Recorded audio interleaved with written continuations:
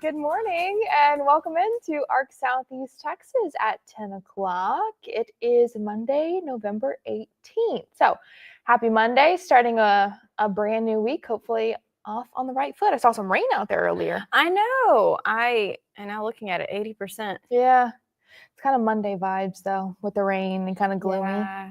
Well, you see, yesterday I was like, I wish it would rain so I could take a really good nap. Oh, And just didn't. And then it rains. If it rains during the week, I know that's just going to mess up my week because when we are out shooting stories, I know. Rain's not really good for that. No, not all the time, is it? Especially not when it's outside. No, so. rain and camera doesn't mix. No, they don't. So, well, hopefully, if you got outdoor activities today, it's not too much. That way you can escape some of the rain. So it should get better throughout the week. Don't worry. November 18th, wow, I blinked. I know. And November is Almost over. through, yeah. We're already over halfway through. Yeah. It's holiday season. I feel like that's pretty common. So. Oh, yeah. Thanksgiving is next week, just in case you forgot. And she's ready for the week to be over because she's going on vacation. Oh, I'm counting down. It's about to be the longest week of my life. Yeah. I'm just waiting for Saturday to come. So, but I'm sure a lot of folks are like that. Jealous. Going to be enjoying their Thanksgiving. So, and some of us will be working. Well, I'll think of you Right. sometimes. Let's go ahead and jump into some of our headlines for this Monday. The U.S. Coast Guard is investigating a man's death linked to an injury on board a fishing boat over the weekend. Plus, the Beaumont Police Department has not yet released the name of the man found dead Saturday behind an old gas station off Interstate 10. And a look into an altercation that ended with a Beaumont City councilman filing a police report after an altercation with another man. We'll have a look at all of those headlines for you this morning. Jumping straight in, the Texas Department of Public Safety investigating a fatal crash that claimed the life of a 16-year-old. This information first reported by our news partner, the Brooks Report Live. The crash happened on Sap Graveyard Road around 3 yesterday morning. Preliminary crash investigation indicates a 2007 Ford F-150 carrying 4 teenagers left the roadway, went into a ditch where it struck a tree and then flipped. A 17-year-old boy, 16-year-old boy, and 15-year-old boy were not injured. A fourth passenger, identified as a 16-year-old boy, was pronounced dead at the scene by a justice of the peace. According to the Brooks Report Live, the Lumberton ISD sending out a message stating, "We regret to inform you of a loss in our student community and that a counselor will be made available to students." Well, the U.S. Coast Guard is investigating a man's death linked to an injury on board of a fishing boat in the Gulf of Mexico. A Coast Guard spokesperson telling us that Coast Guard Sector Houston Galveston requested a medevac early Sunday morning from a Lucky Aaron, a fishing vessel about 85 nautical miles southeast of Sabine Pass. There was a reported injury, according to the Coast Guard. The man was unconscious and they couldn't detect a pulse. The vessel docked late yesterday morning in Sabine Pass. Justice of the Peace Joseph Guillory II tells us the man was 61 years old. He says the crew reports the man somehow became entangled in fishing equipment and they are trying to determine how it happened. The judge has ordered an autopsy. Well, the Beaumont Police Department has not yet released the name of the man found dead Saturday behind an old gas station off Interstate 10. Police do not suspect foul play. Beaumont police responded to the call at about 10 Saturday morning at a closed Diamond Shamrock service station, the 1400 block of Gulf Street off Interstate 10 next to the McDonald's. Officers discovered a man's body on the ground behind the building next to a plastic garbage can and close to the dumpster. It was on the other side of the fence across from the McDonald's. A Fox 4 crew on scene reported a blue bicycle was next to the body. The area was littered with tattered old clothing, beer and wine bottles, a pizza box, and garbage bags. Justice of the Peace Ben Collins Sr. has ordered an autopsy. Investigators are not releasing the man's name until they notify next of kin. Well, out of Harris County, new homeowners made a gruesome discovery while cleaning their home. According to the Harris County Sheriff's Office, the owners were cleaning up debris from an arson fire earlier this year as they're trying to resell the home. They found rib bones and a skull under some debris. It appears that the house was fully engulfed when the fire occurred, and when they were in there cleaning the house out the last couple of days, there was a lot of debris that was on top of the skeletal remains. And then based on the information that the renter was seen leaving the scene about 2 hours before the fire, they had no reason to believe that the house was occupied. The medical examiner's office anthropology department collected the remains and will determine the person's identity and cause of death. Beaumont City Councilman Mike Getz is telling Fox 4 he's filed a police report following an altercation in the parking lot of a Beaumont restaurant. The councilman says he, quote, popped a man twice on the chin. Getz says the man followed him and his girlfriend to their car and blocked Getz from getting in.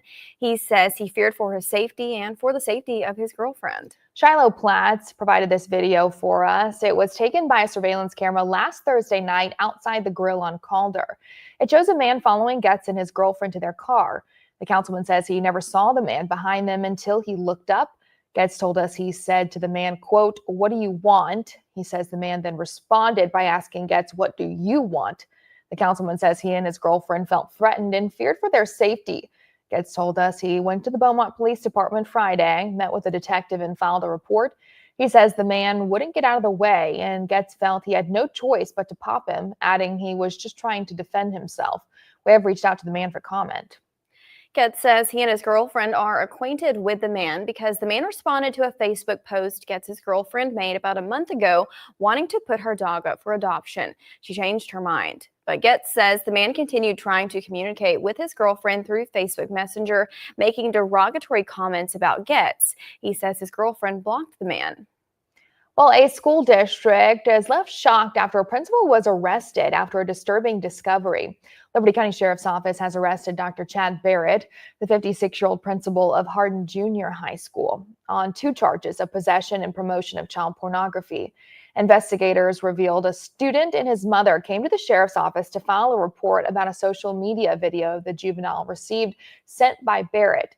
Deputies meeting with him Thursday at the school and discovering pictures and videos on his cell phone containing child pornography. He was arrested and taken to jail. The Criminal Investigations Division says Barrett was cooperative when they met with him at the junior high, and he gave a statement to deputies. They're now asking parents of children who attend the school to talk with them and make sure they haven't received any inappropriate messages, photos, or videos from Barrett. They're also encouraging all parents to monitor children's social media accounts. Hardin ISD says it is deeply troubled by the arrest and has placed the principal on administrative leave. The community is showing their support Saturday, attending a fundraiser for a Beaumont middle school student battling cancer. 12-year-old Kagan Blanchett is battling B-cell lymphoblastic lymphoma. It's a rare and aggressive form of cancer.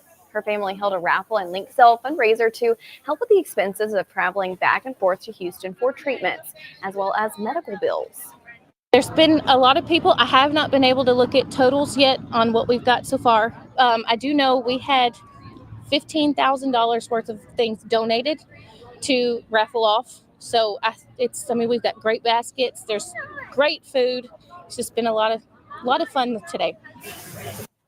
Kagan's family says they appreciate the community's emotional and financial support, and they say together we can defeat childhood cancers.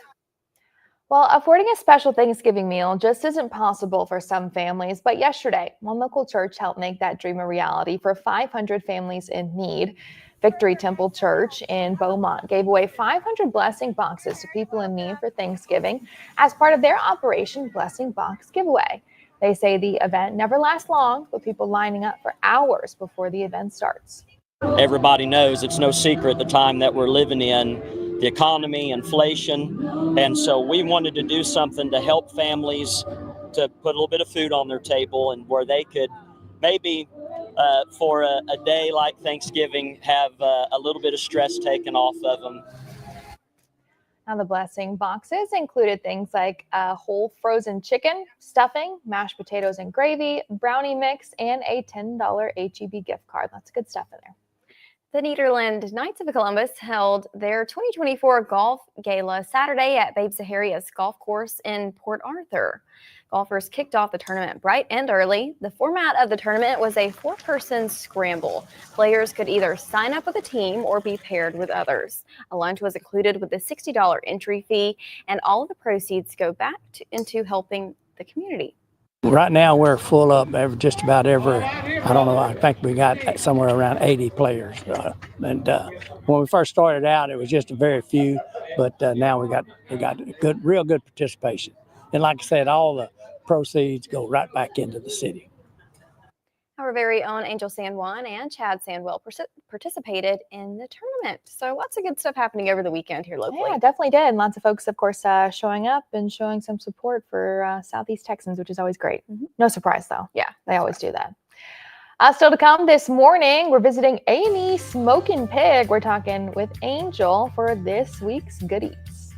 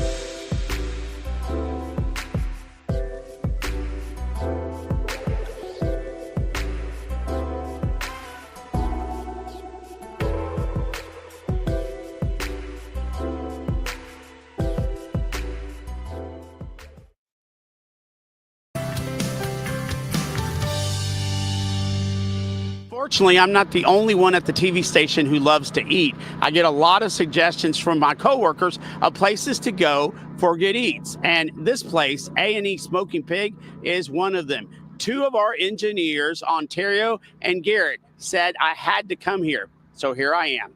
And sure enough, during our visit, we found Ontario and Garrett, and they were not alone. A&E Smoking Pig has built up a large, loyal following in its 5 years of existence. So when we open that window most of the time, as soon as I open up, they come. More family time is what drove Alaric and Atiska Saunier to open up this food truck. And yes, Alaric and Atiska are the A&E in the eatery's name. I was working in the plant, and my boss man had told me I had to take off for some important reasons. And he told me that I had to come the next day because the job was more important than my family. So that made me say, well, I'm going to do something different because I need to do what I have to do for my family. And so Alaric started cooking. And with that came the family time he had been seeking. They now work with them. It's a small space in which they create large flavor. I have 6 kids, but I have 3 of them that's working with me on and off. So it is truly a family business. Oh, yes, sir. Don't let the Smoking Pig part of the name fool you. Not just pork. Say what the pig is not the only thing smoking. So here we got a lot of brisket. We have brisket sausage. We have brisket links. We have brisket boudin. So we do a lot of brisket. And then like I do my rice and stuff with brisket sausage. So we do a lot of brisket because a lot of people say they don't eat pork. So I say, well, all right, well, I'm going to do something different. You will also find here some of the best ribs in Southeast Texas. No sauce needed. Let's see what you think about it.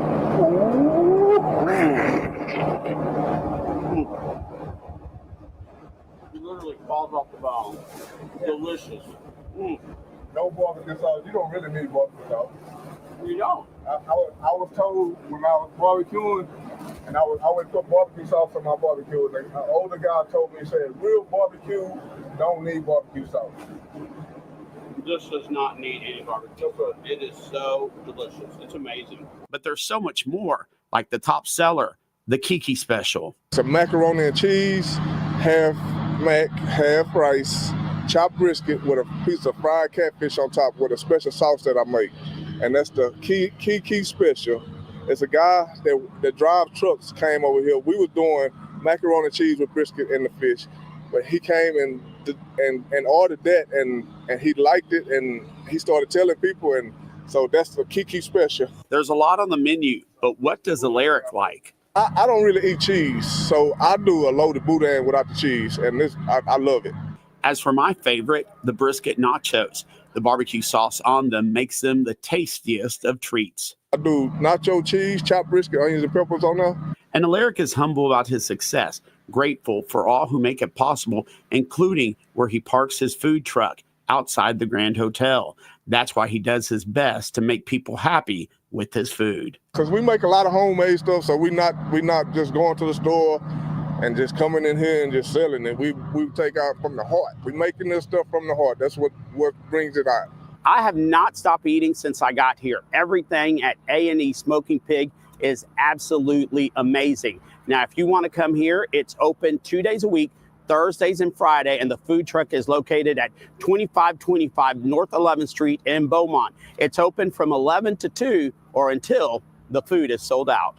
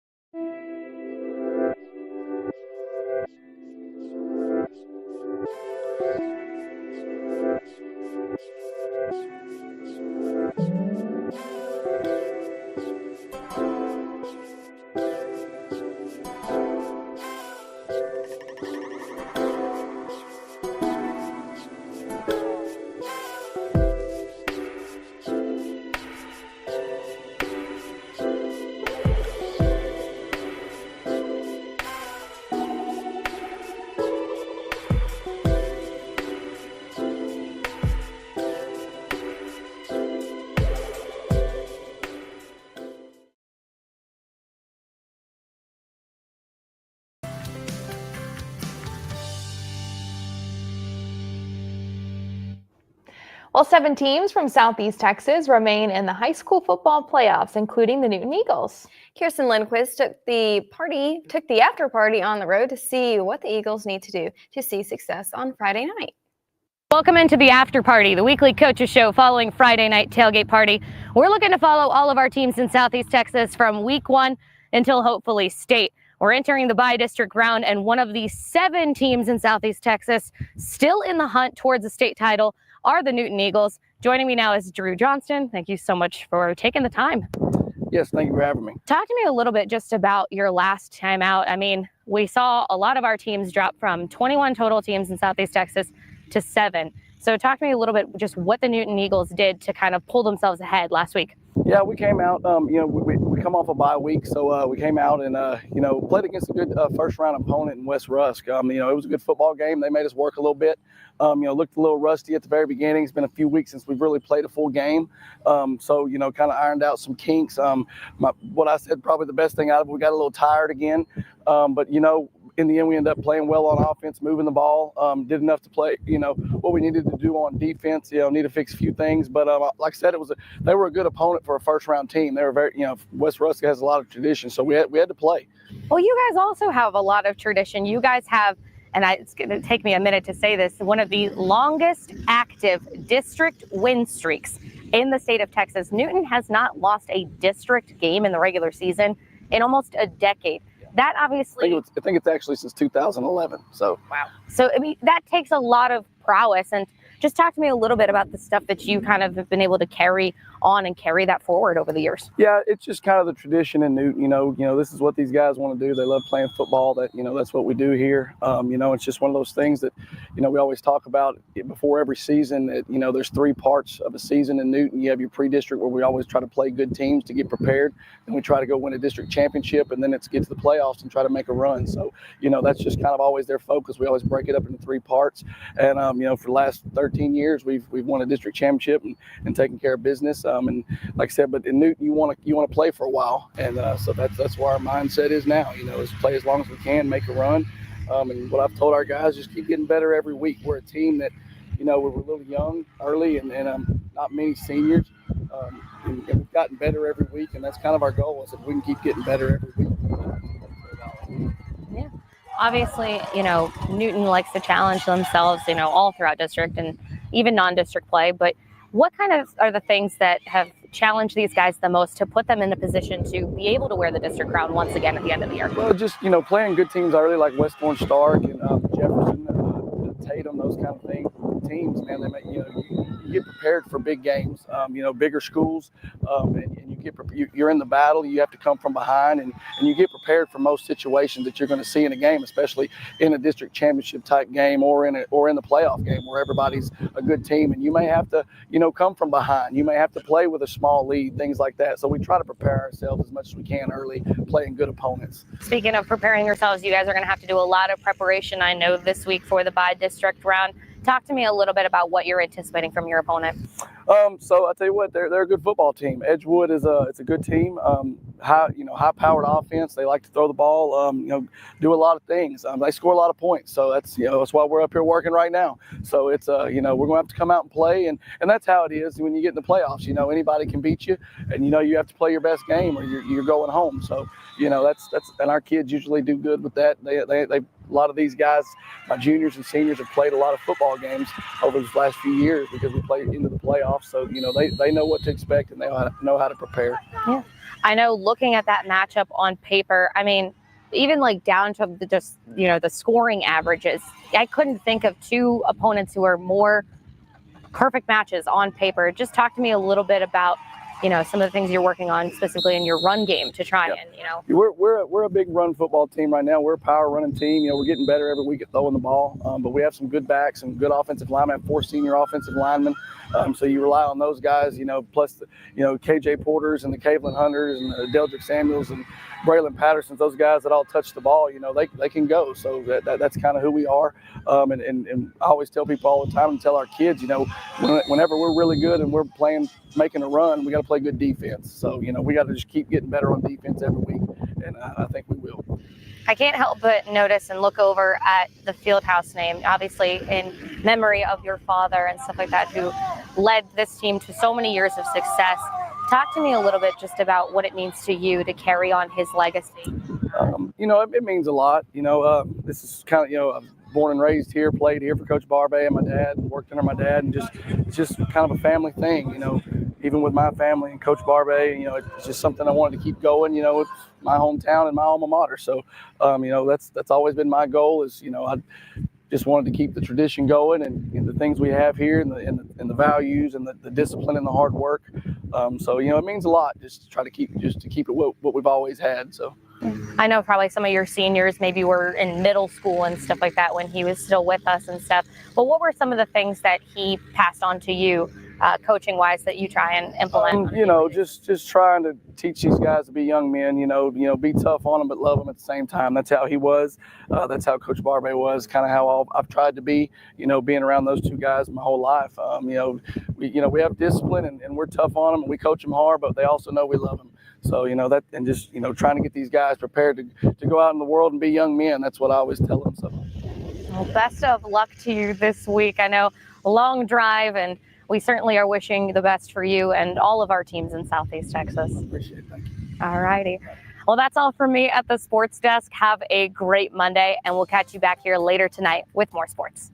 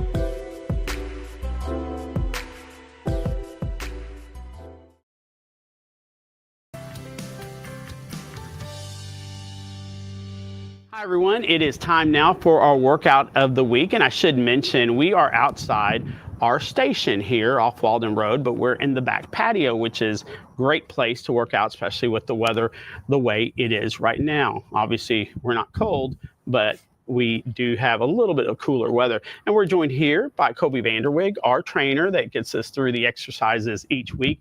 And again, we're outside here just to show you that you don't always have to go to the gym. You have some of the items that you could use to exercise right at home. Like here we have a chair and some barbells, some dumbbells. Yeah. So Kobe, what are we going to work on today? So this is a sumo squat, and it's a wide stance leg exercise, and it's a squat just like the goblets and the others we've done in the past. So wide stance, feet slightly turned out. I'll use body weight, use the dumbbell, and we're simply squatting as low, down, and back up. I always touch my elbows to my top of my leg and come Okay. back. That's all. Obviously, that's the goal. Right. Now, And Kobe, tell me again the difference with having like a dumbbell in your hand and not having one is. it's simply about the building of the muscles. So we, just like when you're lifting, bench pressing, or doing any other weight, really low weight, gonna tone up, and Right. the more weight you add, the bigger the muscles will build. So And we're, of course, people should know when you first do legs, anytime you do legs, you are going to be sore. So don't be scared of that. But sore is good. Yes, Sore is good. Yes, exactly. But we don't want to hurt. So if you're hurting, then you're not doing something right in the form or whatever. We've talked about the chairs in the past. So at home, maybe mobility is not as well. Right. Balance issues. This exercise can also be done with a chair, either in front of you or to the side, and you're just simply holding on. And again, we're going to go as low as we can. And if you can't go very far, keep doing it. Over the weeks, it will get lower. You do. It really happens. I've And it's noticed shown the with you. difference. It Yes, is shown for with sure. you. And as far as the chair too, it's amazing because it really does help out. You know, it's not like you're cheating or anything. It really just helps No. with balance. You know. So I We can want to go be much safe. lower. Yes. We want to exactly. get exercise for our health. So we definitely Right. want to be safe when we You do don't want it. to hurt yourself more. You just want to get better. Well, guys, that does it for this week. We'll see you back here next week. And remember, you can exercise at home.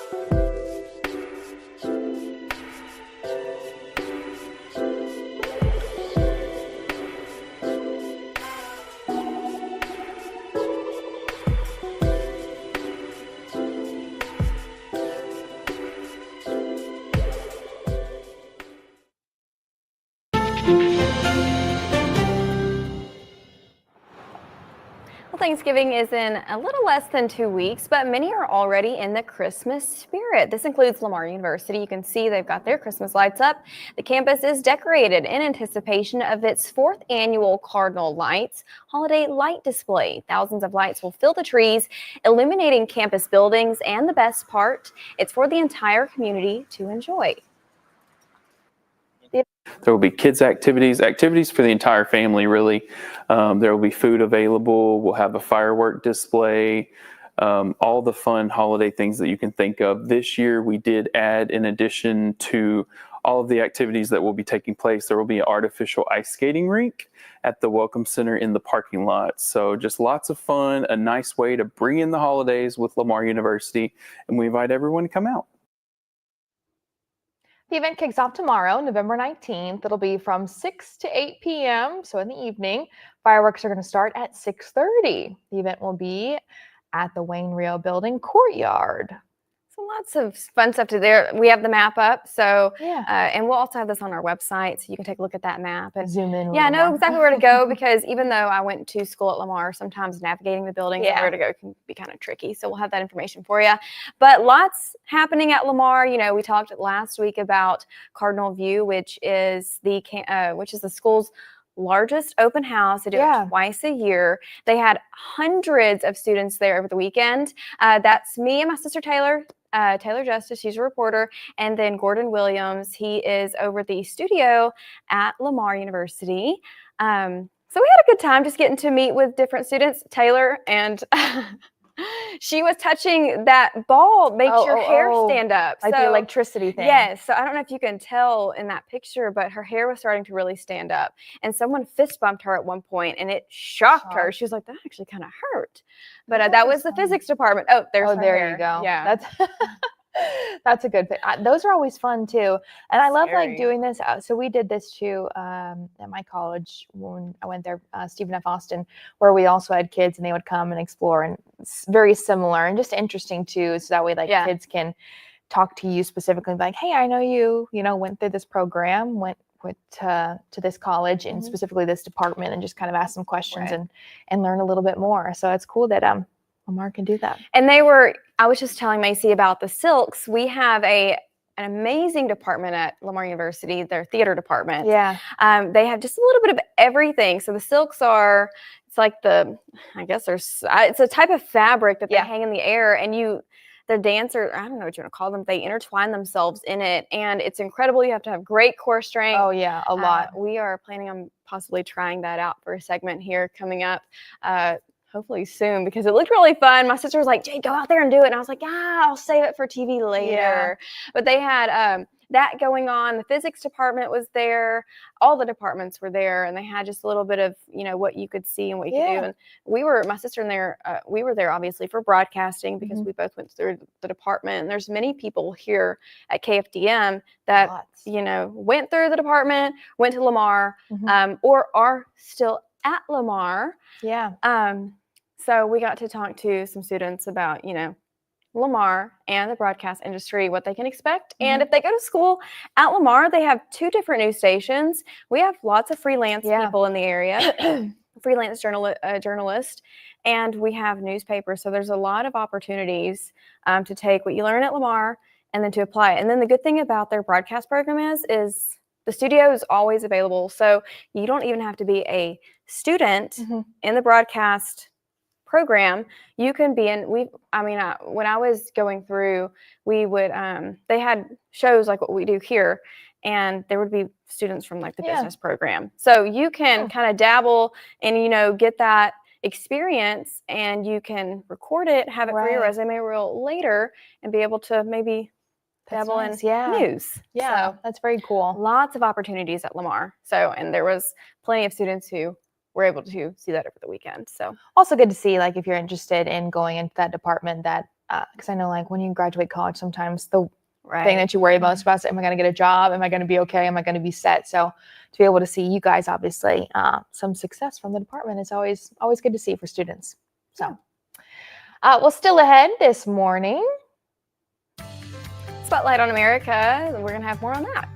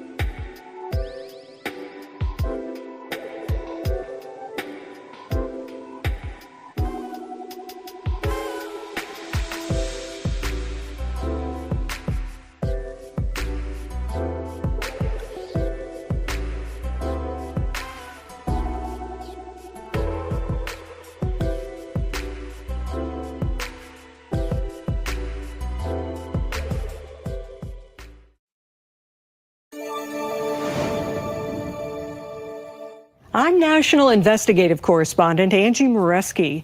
The latest now in our nearly 4-year Spotlight on America investigation of a popular IUD used by millions of American women. New documents obtained by Spotlight show our media inquiry back in 2021 propelled the FDA to launch an investigation into IUD breakage. Now, that safety review exposes a stunning gap in information that one longtime FDA expert called lax oversight. Why is this product breaking? Spotlight on America asked FDA expert Josh Sharlin, who's consulted for FDA-regulated companies for 30 years, to review dozens of pages of these newly obtained documents. This is one of the broken arms that reveal never-before-seen details of how the FDA investigated Paragard IUD breakage. What was your overall reaction after reading these documents? I really don't understand why FDA is not doing more. What are the design specifications of the device? What testing has there been done to show the amount of force necessary to cause an arm to break off? Nobody knows those numbers. And you find that shocking? I find that shocking.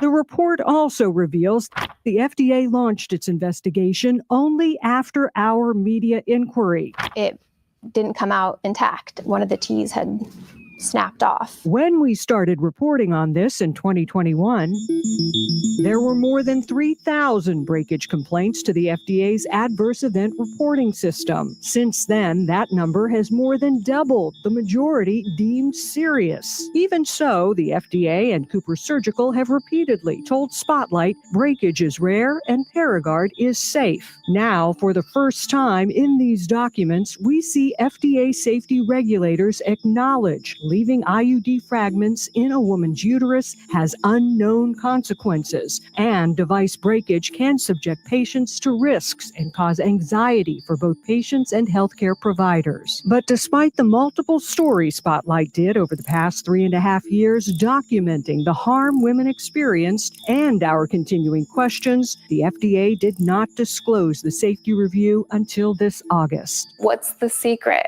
It's a problem. They've identified it.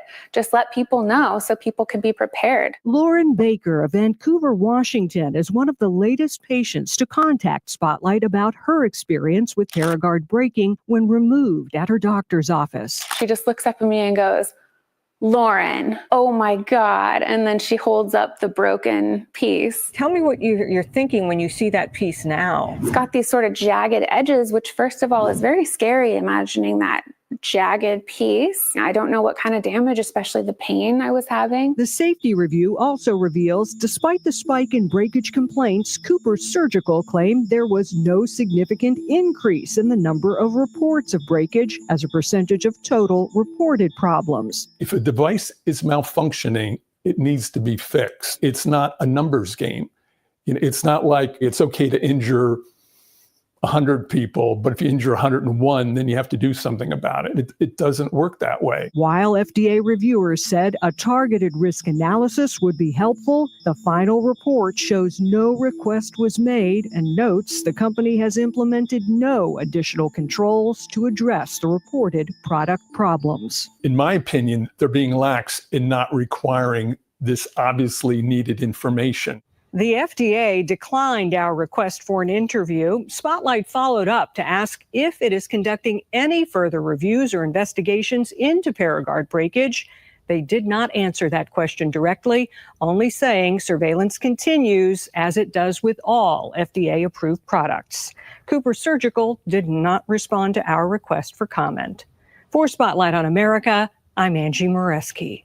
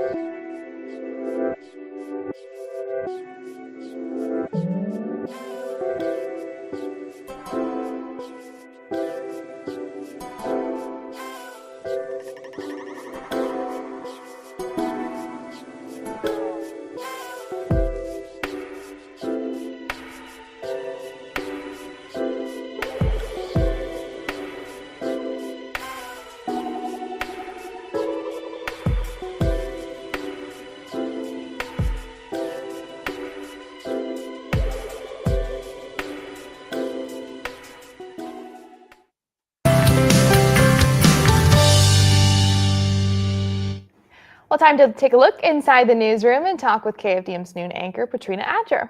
Trina, tell us what we can expect for your show today.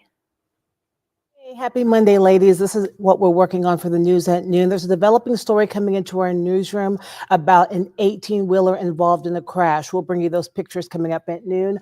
Also, have you seen this video? Beaumont City Councilman Mike Getz has filed a police report after following an altercation in a parking lot at the Grill restaurant in Beaumont over the weekend. He says he, quote, popped a man twice in the chin because Getz says that man followed him and his girlfriend to their car. So we'll have the latest on that. And then Spirit Airlines is filing for bankruptcy. We will tell you what that means for you heading into the holiday season if you plan on traveling with Spirit or you already have a flight booked with Spirit. And then in our noon interview, we're going to talk to John Rollins with Lamar University about cardinal lights. All of that is coming up on the news at noon in about an hour on KFDM 6. Guys, bye. All right, thanks, Trina. The Spirit Airlines, that I know, I'm like, is this going to cause prices to go up for the other airlines, or is it going to be less competitive? That's a good question. I'm not sure, obviously, because I mean, you've got now, and also, I mean, they're filing for bankruptcy. I don't know what that means for them, like slowing down. Yeah, sometimes it's just like, hey, we need some money help. I got a lot of questions and a lot of. You're trying to get in on some deals if they have them. No, not with Spirit. No, I'm not going to say it, but I think we're all thinking it. Yeah, I don't know if I've ever flown Spirit, but I've done Frontier, and I think I told you I went to, where did I go? Oh, I went to Nebraska like in June or May or whatever it was, and I had scheduled, my flight home because it was around the College World Series time, and so the flights were so expensive anywhere you went. Like to fly to Omaha, it should not cost $500. Okay, round trip. That's insane. So I went with, I can't remember if it was Frontier or Spirit. I genuinely can't remember. Went with them because I was like, okay, flights are cheaper, whatever. Hours are a little, but it's fine. Well, they ended up changing my flight home to where I had like a 16-hour layover in, I guess it was Denver, maybe? I can't even remember. 16-hour layover in Denver. And so what am I going to do for 16 hours? I had to get a hotel room. Yeah. And so it ended up probably costing me more money than it would have if I would have just paid for an expensive ticket because, and I know some people are like, well, you should have told Frontier, like whoever, to pay for the room. I didn't know that. I didn't know they did that stuff. So yeah, when it comes to booking a flight, we always fly Southwest, or if we're going to a farther distance, like when we go to Hawaii, we fly United. United, they've done me dirty a couple times. Actually, both of those have. But I think that's just like the flight world. Like just things happen, and you're like, oh, but you can't do anything about it. I know. So, but when it comes to flying, I'm pretty nervous. Well, I fly all the time, so I'm not nervous enough to not fly. But when I am flying, I'm pretty nervous about it. So I stick to what I know, which are those two airlines. Yeah. And I do not do like layovers. I will pay the price, pay that money because I can't do a layover. Worry about like missing it and everything. Yes, like I get really like weird about stuff. So Jade's the one that shows up 4 hours early for the flight. Hey, which is not a bad thing. That's my husband. I've gotten pretty lax where I'm like, we're 1 hour before. It's better to be on time. Yeah. We haven't had to run yet. Like that. We haven't had to run. So well, that's good. Yeah. I went to Hawaii one time and I messed up on my boarding time and the flight and everything. And I showed up late and I missed the bag check-in, just the bag check-in by like 5 minutes. And I was gone. I was going to be gone for a week. So there was no way to like condense my bag. And I was going for a wedding. So I had a bunch of stuff. I was bawling in the middle of the airport because I messed up my time. Yeah. And they wouldn't let me on. So I had to book a whole new flight to, and that's expensive. It is. Yeah. Luckily I got a refund, but it was a whole ordeal. Yeah. To book day of. Yeah. It was a lot. Well, so don't take lessons from Macy when it comes to booking your flight. Yeah. Apparently not. Go the safe route there. Well, still to come this morning, we'll talk about our question of the day.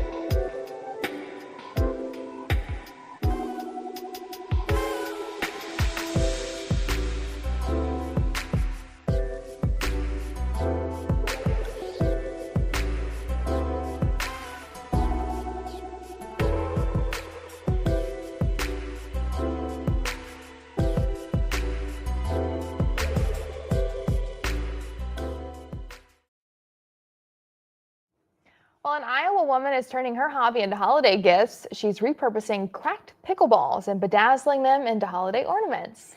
And as Olivia Tyler shows us, it's all for a good purpose. Mrs. Claus is getting ready for Christmas early this year. So pick your color and away you go. While most people want shiny new things, this pickleball player is reinventing the old. It just came to mind one day when I was looking at cracked pickleballs and I said, what do you do with these? Well, they throw them away. And that's where the idea became to recycle them and make Christmas ornaments. Sherry gathers the cracked pickleballs from where she plays with her husband. And it's all about glitter for me, glitter, maybe some glue. You could put glue all over this, glitter all over this, and then you got a nice start. So take a little decoration from the table. We have bows and flowers and beads and buttons, all kinds of stuff. Through all the glitz and glam, the real reason of Christmas is not lost on Miss Sherry. We decided, with cooperation from the Field House, it was a great idea to do a food bank drive. She's taking food and cash donations at the Field House at the Prairie Trails Sports Complex in Ankeny until January 1st. They will then give the donations to the Lutheran Church of Hope's food pantry. These ornaments were made with love and fellowship and just in real deep caring for other people. It's not about the ornaments, it's about serving others. In Ankeny, Olivia Tyler, KCCI 8 News, Iowa's news leader.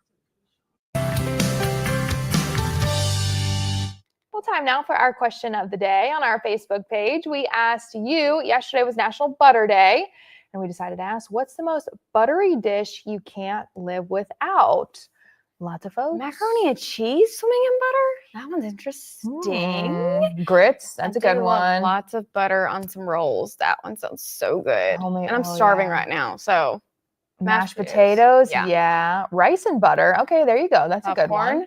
Okay, I told this story. I had some from the KFDM people over at my house on Saturday, and I told this story.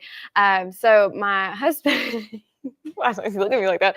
My husband, he did this trick like my brother-in-law does, where you put the straw in your popcorn bag. Oh, yeah. No, it ended badly. Oh. And while you get a ton of popcorn or a ton of butter on your popcorn, it went straight to the bottom of the bag. And I had on these really cute pants that I loved.